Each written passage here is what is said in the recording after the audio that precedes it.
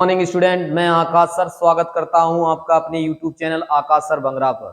पिछली वीडियो में आपने चैप्टर नंबर 11 प्रत्यावर्ती धारा के सारे न्यूमेरिकल देख लिए थे और चैप्टर नंबर 11 के जितने भी न्यूमेरिकल बने हुए हैं वो मैंने 4 पार्ट्स ए बी सी और डी पार्ट्स में बनाए हुए हैं। और आज मैं लेकर आया हूं आप लोगों के लिए एक नया वीडियो। इस वीडियो में मैं चैप्टर नंबर 12 जो कि फिजिक्स फर्स्ट का आखिरी चैप्टर है और इस चैप्टर का नाम है वैद्युत चुंबकीय तरंग है। तो वैद्युत चुंबकीय तरंगों को आपने अच्छे से पढ़ा, स्टडी किया और आज इसके न्यूमेरिकल हैं। तो न्यूमेरिकल देखते हैं कौन से क्या न्यूमेरिकल हैं। तो शुरू करते हैं न्यूमेरिकल नंबर 1। तो इसमें देखिए, निर्वात में संचरित वैद्युत चुंबकीय तरंग के वैद्युत क्षेत्र का सदिश का आयाम दिया हुआ है। तो वैद्युत क्षेत्र के सदिश का आयाम E0 इज इक्वल टू, वैद्युत क्षेत्र के सदिश का आयाम बच्चे E0 is equal to 90 volt प्रति मीटर, ये दिया हुआ है। और आपसे क्या कहा गया है, इसके चुंबकीय क्षेत्र सदिश का आयाम कितना होगा। तो चुंबकीय क्षेत्र के सदिश का आयाम V0 आपसे पूछा जा रहा है, क्वेश्चन मार्क। आपने जब इस चैप्टर को पढ़ा बच्चे तो आपको एक फार्मूला दिया गया था, E0 upon V0 is equal to C। तो जब वैद्युत चुंबकीय तरंग में कह रहे हैं कि वैद्युत क्षेत्र तथा चुंबकीय क्षेत्र का जो अनुपात होता है वो प्रकाश की चाल के बराबर होता है और ये C प्रकाश की चाल है। इसका मान फिक्स होता है बच्चे 3 इंटू 10⁸ मीटर प्रति सेकंड होता है इसका मात्रक। तो मान ये होता है। इसमें आपसे कहा जा रहा है V0 निकालिए। आप करेंगे क्या, कुछ नहीं करना है, आपको ऐसे लिखना है पहले तो V0 into C is equal to E0, V0 is equal to E0 upon C। इसमें मान रख दो, E का मान 90 दिया हुआ है, C का मान 3 इंटू 10⁸ दिया हुआ है। इस तरह से आपने देखा 330 इंटू 10⁸। अगर आप याद 8 चुंबकीय क्षेत्र की तीव्रता का मात्रक होता है टेस्ला। आप चाहें तो इसको ऐसे भी लिख सकते हो 3 इंटू 10⁹ टेस्ला। तो ये देखिए बच्चे, इस तरह से इसका आंसर हुआ। और इसी के साथ हम देखेंगे अगला सवाल, सवाल नंबर 2।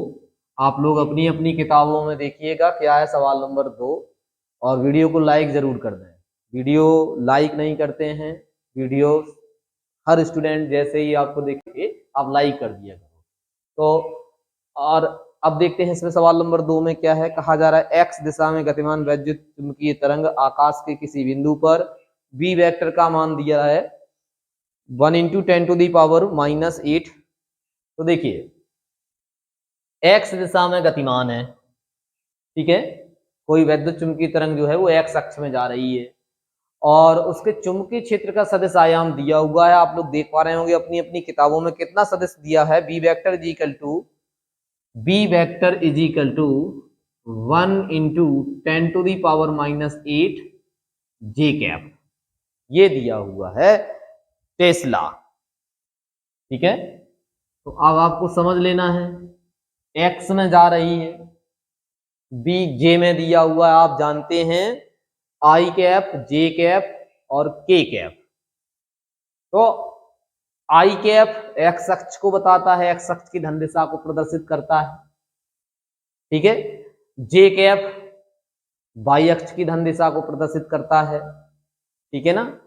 अब इसका मतलब ई जो होगा वो जेड अक्ष में होगा और के कैप के साथ आएगा, वो उसकी दिशा के कैप में होगी। अब आपको पूछा क्या जा रहा है, इसमें पूछा जा रहा है आपसे इस बिंदु पर ई वेक्टर का मान क्या होगा। तो ई वेक्टर पूछ रहे हैं बच्चे, सेम सेम सेम आंसर रहेगा इसमें। देखो बच्चे, सेम इस फार्मूले से लगेगा E vector upon B vector is equal to C, E vector is equal to B vector into C. तो E vector is equal to B vector का मान 1 इंटू 10⁻⁻8 इंटू, यहां से देखिएगा ये आपका जे कैप है, जे कैप लिख लो। अब वो चल के कौन सी दिशा में रही है, तो आपको याद रखना है 3 इंटू 10⁸ मीटर प्रति सेकेंड, एक्स अक्ष में जा रही है तो आई कैप, ठीक है। तो आई कैप में जा रही है ये। इस तरह से आप इसका कैलकुलेशन करेंगे तो आप देख पाएंगे यहाँ से कितना हो जाएगा, 3 हो जाएगा ये बच्चे, क्योंकि 10⁸ प्लस का है यहाँ माइनस का, ठीक। और ये देखो यहाँ से जे कैप डॉट आई कैप, इसको अगर आपको याद हो तो इसका जो होता है, आपने कक्षा 11 में पढ़ा होगा, तो इसको बोलते हैं के कैप। इसके बराबर आता है ये, क्योंकि हम जानते हैं कि J cap dot I cap is equal to K cap होता है, ठीक है। तो अब आप इसका मात्रक लिख सकते हैं वोल्ट प्रति मीटर, वोल्ट प्रति। सवाल नंबर 3 में कहा है कि 25 मेगाहर्ट्ज आवृत्ति, तो आवृत्ति का मान दिया हुआ है 25 मेगाहर्ट्ज, ठीक है। आवृत्ति के एक समतल विद्युत चुंबकीय तरंग निर्वात में x दिशा के अनुदिश गतिमान है, आकाश में किसी विशिष्ट बिंदु पर इसका विद्युत क्षेत्र E vector is equal to दे रखा है, आप देख पा रहे होंगे। तो E vector is equal to इसमें कितना दे रखा है, 6.3 जे कैप वोल्ट प्रति मीटर। जैसे ये वाले सवाल में गतिमान थी, वैसे इसमें है, एक्स अक्ष में इसमें भी जा रही थी, एक्स अक्ष में इसमें भी जा रही थी। इसमें बस अब अंतर क्या है कि ये विद्युत क्षेत्र है जो वो जे कैप है, यानी कि ये दे रखा है इस तरह से आपके पास। जे कैप का मतलब है कि किस अक्ष में है विद्युत क्षेत्र का घटक, तो एक्स में आई कैप होता है, तो वाई में जे कैप होता है, तो वाई अक्ष में है विद्युत क्षेत्र का घटक। तो अब जो चुंबकीय क्षेत्र का घटक आएगा वो जेड अक्ष में आएगा, क्योंकि एक्स में तो गतिमान है। तो चुंबकीय क्षेत्र का घटक इसमें पूछा जा रहा है। देखो बच्चे, आप लोग देख पा रहे होंगे इस बिंदु पर चुंबकीय क्षेत्र क्या है। तो बी वेक्टर आपसे फाइंड आउट करने को कहा है, आवृत्ति का इसमें कोई उपयोग नहीं हो रहा है, आप जानते हैं फार्मूला यही चल रहा है। देखो इसमें भी ये लगा है और इधर भी यही बच्चे लगाएंगे, E vector upon B vector is equal to C. तो आप कैसे करेंगे, इसको लिख सकते हैं आप B vector is equal to, देखो अभी यहाँ किए थे, देखो यहाँ किए थे ना, तो ई अपॉन सी, तो यहाँ पे भी रख दो E vector upon C. V vector is equal to, E vector का मान देखो बच्चे 6.3 बटे, यहाँ क्या हो जाएगा आपका, प्रकाश की चाल 3 × 10⁸ मीटर प्रति सेकंड। इसको डिवाइड कर देंगे, तो डिवाइड कर देंगे बच्चे देख पाएंगे B vector is equal to 2 हो जाएगा इधर से, ठीक है, इधर हो जाएगा 1, और ये घात ऊपर चली जाएगी तो 10 की घात -8 हो जाएगी। तो इस तरह से आपके पास में आंसर देखने को मिल रहा होगा 2.1 × 10⁻⁸ के कैप। मैं बता चुका हूं इसके लिए कि के कैप हो जाएगा, टेस्ला चुंबकीय क्षेत्र की तीव्रता का ये मान आ गया इसमें। तो के कैप क्यों आ रहा है, एक्स अक्ष में जा रही है वो, और वाई अक्ष में ये दिया है, तो बिल्कुल तीसरा अक्ष बचता है जेड अक्ष, जिसमें के कैप होता है। तो बच्चे इस तरह से पहला, दूसरा और तीसरा सवाल वैद्युत चुंबकीय तरंगों से हुआ, और आगे भी देखेंगे इसमें सवाल क्या हैं। याद रखना है कि फर्स्ट फिजिक्स का ये आखिरी चैप्टर है, इसके बाद मैं सेकंड फिजिक्स का पहला चैप्टर लेकर आऊँगा, न्यूमेरिकल वाला, तो आप लोग नोट करेंगे सवाल नंबर 4 में क्या कहा जा रहा है, और देखेंगे।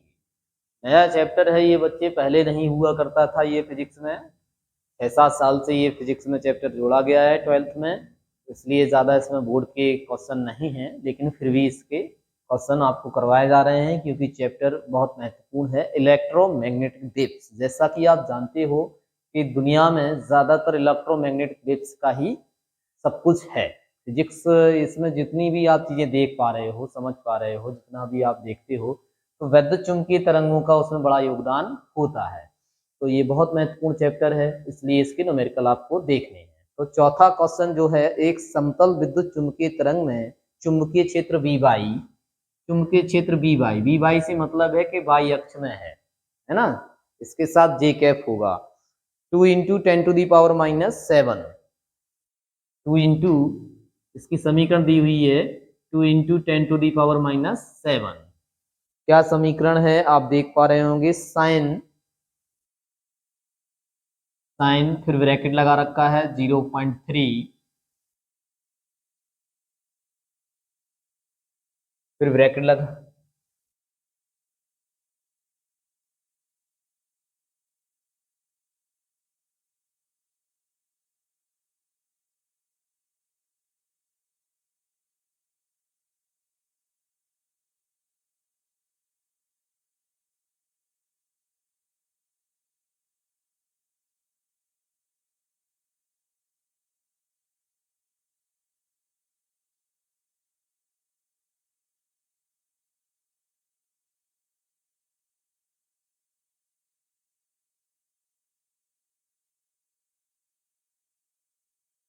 तो देखो बच्चे इस सवाल में आपको क्या दिया है, एक समतल वैद्युत चुंबकीय तरंग, समतल वैद्युत चुंबकीय तरंग में चुंबकीय क्षेत्र B Y is equal to 2 into 10⁻⁻7 sine 0.5 into 10⁻3x plus 1.5 into 10⁻11 T tesla है। अब पूछ रहे हैं, उसमें पहला प्रश्न पूछ दिया है 4 का पहला प्रश्न क्या है, फर्स्ट क्वेश्चन देखिए, उसने कहा है कि तरंग की आवृत्ति तथा तरंग दैर्ध्य, तो आवृत्ति निकालनी है आपको n, और दूसरा इसमें निकालना है तरंग दैर्ध्य वेवलेंथ निकालनी है आपको। और फिर देखिए एक सेकंड क्वेश्चन है वैद्युत क्षेत्र के लिए व्यंजक दीजिएगा, तो वैद्युत क्षेत्र के लिए व्यंजक देना है सेकंड पोर्शन। ठीक है बच्चे, तो वैद्युत क्षेत्र के लिए व्यंजक देना है आपको, जो भी इसका व्यंजक बनेगा वो आपको देना है। ठीक है बच्चे, और उसने आपको ये, जैसा कि आपको मालूम है कि ये जो चुंबकीय क्षेत्र का जो घटक है बी वाई, ये वाई अक्ष में है, तो ये इसका जो आएगा एक्स अक्ष के अंदर गतिमान है, तो ये जेड में आएगा। ये तो कितना आएगा समीकरण, वो जैसे ये समीकरण लिखी है ऐसे निकालना है आपको। हम करेंगे क्या बच्चे, पहले तो इस समीकरण की हम तुलना करेंगे, जैसे तुलना आप करते आए हैं, तो मैंने आपको इसके लिए भी मैंने एक फार्मूला दिया हुआ था कि एक्स प्लस ओमेगा टी, है ना, तो वी वाई बराबर बी जीरो साइन के एक्स प्लस ओमेगा टी से करने पर, तो इसकी आप तुलना कर देंगे। ठीक है, तो तुलना कर देंगे तो यहां से आपको कुछ मिल जाएगा। अब क्या मिल जाएगा वो हमें देखना है, और बहुत गौर से देखेंगे तो क्या आपको देखने को मिलेगा। तो देखो बच्चे, सबसे पहले जैसे तुलना करेंगे तो बी जीरो का मान मिलेगा, बी जीरो बराबर हो जाएगा 2 इंटू 10⁻⁻7 टेस्ला। फिर यहाँ देखिए के एक्स है, यहाँ के का मान संचरण नियतांक है ये 0.5 इंटू 10⁻3। ओमेगा टी, तो ओमेगा मिल गया आपको कितना, ओमेगा मिल गया 1.5 इंटू 10⁻11। ठीक, आपसे कहा गया है कि आवृत्ति निकालो, क्या निकालो, आवृत्ति निकालो। तो आवृत्ति कैसे निकलेगी, तुम जानते हो ओमेगा बराबर होता है 2πn। तो आपके लिए आवृत्ति अब बहुत सरल काम हो गया, ओमेगा बटे 2π, तो n इजिकल टू ओमेगा का मान रख दिया 1.5 इंटू 10⁻11 बटे 2π का मान रख दिया 3.14। तो कैलकुलेट करेंगे तो यहाँ देखिए 1.5 इंटू 10⁻11, यहाँ हो जाएगा 6.28। अब आपको इसको इसमें डिवाइड करेंगे 0.239 इंटू 10⁻11, इसको इसमें डिवाइड करेंगे। अब आप क्या करेंगे, 2 अंक दशमलव पीछे ले लेंगे, तो n बराबर 2 अंक दशमलव पीछे लेंगे। तो मैंने कहा था कि जितने अंक दशमलव पीछे जाता है उतना पावर माइनस का बढ़ता है, तो 2 अंक गया तो माइनस का 2 कर दोगे, तो यहाँ कितना रह जाएगा, देखिए ये माइनस का 2 हो जाएगा, तो यहाँ रह जाएगा आपका बच्चे n is equal to 23.9 into 10⁻9 hertz. ठीक है, ये आंसर आप चाहें तो यहीं तक कर सकते हैं, नहीं तो ये बच्चे गीगा की आप वैल्यू होती है, जिसकी याद 9 गीगा। ठीक है, तो गीगा हर्ट्स आपको लिखना पड़ेगा इसमें बच्चे, बहुत गौर से देखेंगे। तो कैसे लिखेंगे इसको, यदि इतना ही रखना है तो इतना ही रख दो, नहीं तो ये 10 की घात 9 को हम गीगा बोलते हैं, तो गीगा हर्ट्ज। इस तरह से इसका आवृत्ति वाला पोर्शन समाप्त हुआ। बच्चे तरंग दैर्ध्य के लिए चलते हैं। तो तरंग दैर्ध्य आप इसको कई तरह से आप फाइंड आउट कर सकते हैं। वैसे हाल फिलहाल में आपको ये बात पता है कि संचरण नियतांक के बराबर होता है 2 पाई अपॉन लैम्डा। ठीक है, तो आपसे कहा है कि लैम्डा फाइंड आउट करो, तो लैम्डा इज इक्वल टू हो जाएगा 2 पाई अपॉन के। लैम्डा इज इक्वल टू 2 पाई की वैल्यू 3.14 बटे के का मान देखो बच्चे ये लिखा हुआ है 0.5 इंटू 10⁻³ अब आप क्या करेंगे, कैलकुलेट करेंगे। तो कैलकुलेट कैसे करेंगे, कुछ नहीं करना है, 6.28 में 0.5 का भाग लगा देना है और ये घातें ऊपर कर देनी है, तो 10 की घात -3 हो जाएगा। जैसे ही आप इसको डिवाइड करोगे तो देखने को मिलेगा 12.56 गुणित 10 की घात -3। अब एक अंक दशमलव आगे ले आओ, एक अंक दशमलव आगे ले लिया आपने और एक इधर बढ़ा देंगे, ये खत्म कर देंगे 6 को, तो हो जाएगा 1.26 इंटू 10⁻³ ये आंसर बच्चे रहेगा। आप अच्छा एक अंक आगे ले आए हैं ना, तो एक घात प्लस की बढ़ाएंगे तो ये कितना बचेगा -2। ये मीटर में है आंसर बच्चे, आप चाहें तो इतना कर सकते हैं। यदि आपको सेंटीमीटर में चाहिए तो आप जानते हैं कि सेंटीमीटर से मीटर में जाने के लिए 100 का गुणा कर दिया जाता है, तो इस तरह से ये सेंटीमीटर बन जाया करता है, तो आंसर सेंटीमीटर में भी कर सकते हैं। तो बच्चे इसका ये देखिएगा, दोनों एक आवृत्ति भी आई और तरंग दैर्ध्य भी आई। अभी उसने पूछा है कि वैद्युत क्षेत्र का सदिश का समीकरण आपको लिखना है, तो हमको करना क्या है, सबसे पहले समीकरण लिखने के लिए हम ये जानते हैं E0 upon B0 is equal to C, तो हम E0 फाइंड आउट करेंगे। E0 फाइंड आउट करेंगे, कैसे करेंगे देखो बच्चे, B0 into C, E0 is equal to B0 का मान रख दो, B0 का मान होता है ये 2 इंटू 10⁻⁻7 और C का मान प्रकाश की चाल 3 इंटू 10⁸। इस तरह से बच्चे E0 यानी कि E0 है आपका 6 इंटू या 6 इंटू 10⁶ तो ये हो गया, यहाँ 10 की घात -7 है, यहाँ 8 है, तो यहाँ 10 बचेगा, तो इस तरह से ये 60 हो गया। कितना हो गया ये 60 वोल्ट प्रति मीटर। अब उसने कहा है कि ये समीकरण लिखो इसकी, तो देखो बच्चे Ez is equal to formula होता है, आपको बताएगी समीकरण, Ez is equal to E0 sign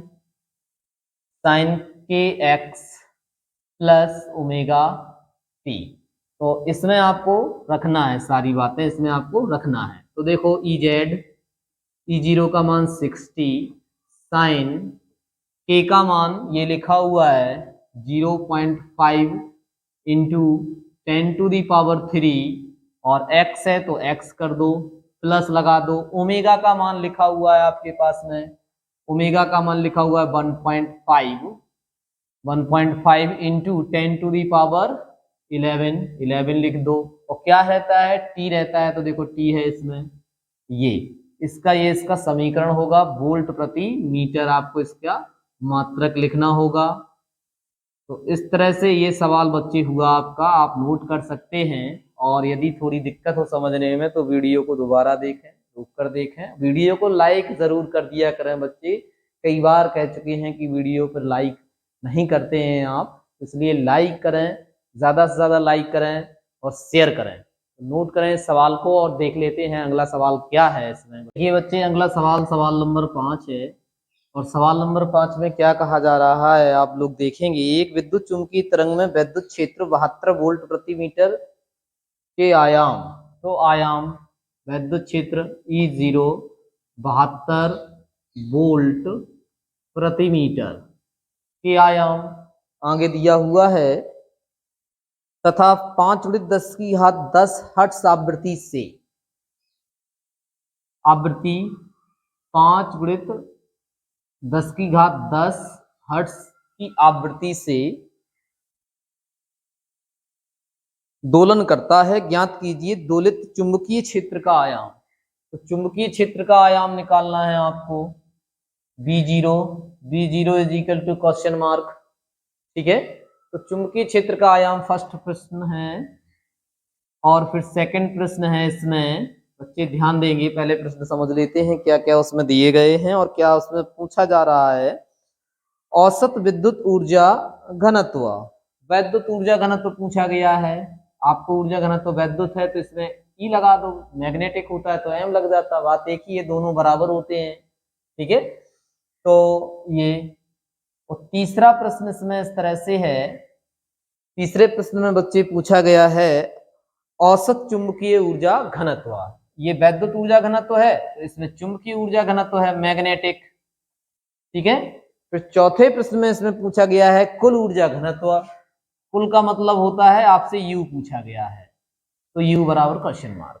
तो शुरू करते हैं, पहले हम B0 देखेंगे। वी नो दैट, हम जानते हैं, हमें पता है कि E0 is equal to E0 upon B0 is equal to C हुआ करता है। और आपसे कहा गया है कि V0 फाइंड आउट करिए।